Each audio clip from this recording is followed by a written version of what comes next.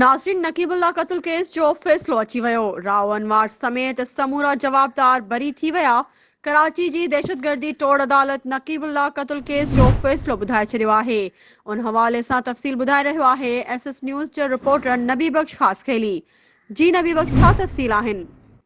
जी बिल्कुल जो है सो अज दहशतगर्दी टोड़ अदालत जो है नकीबुल्ला जो मसूद क़त्ल केस में राव अनवार समेत जेके जवाबदार आहिनि उन्हनि खे जेको आहे सो बरी करे छॾियो आहे। जॾहिं त दहशतगर्दी टोड़ अदालत जो है पंहिंजे फ़ैसिले में चयो आहे त प्रोसिक्यूशन जवाबदारनि ते इल्ज़ाम साबित करण में जेको आहे नाकाम वई आहे।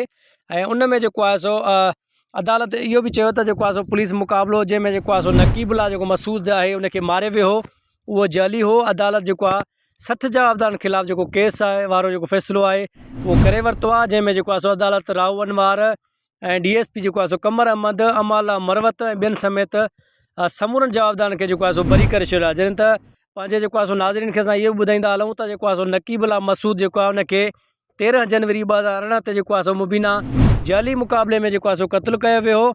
ऐं पुलिस जो चवणु आहे त मारिजी वियल जेको चइनि ॼणनि जो जेको तालुक़ु हुयो उहो पाबंदी मड़ियल तहरीक तालिबान सां हुयो, जंहिंखे जेको आहे सो नकीबुल्ला जे जेके मसूद जे जेके ख़ानदान आहे उन पारां पुलिस जो जेको मौक़िफ़ हुयो उनखे जेको आहे सो रद्द कयो वियो हो। ऐं उन केस जो जेको आहे सुप्रीम कोर्ट जेको आहे सो उहो पाण मुरादो वाक़े जो नोटिस बि वरितो हुयो।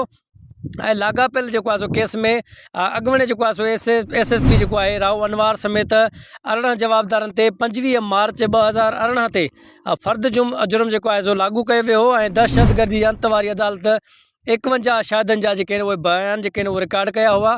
जंहिंखां पोइ नकीबुल्ला मसूद जेको क़त्ल केस में राव अनवार ऐं गुणो DSP जेको आहे कमर अहमद जेके उहे ज़मानत ते जेके उहे आज़ादु हुया, जॾहिं त 13 जवाबदार जेके उहे जेल में आहिनि।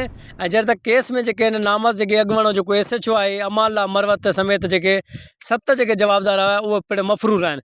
जॾहिं त मां तव्हांखे इहो ॿुधाईंदो हलां त जेको हतमी दलील जेको मुकमल थियण बैदि अदालत केस जो जेको फ़ैसिलो आहे उहो 14 जनवरी ते जेको आहे सो महफ़ूज़ कयो हो। जी।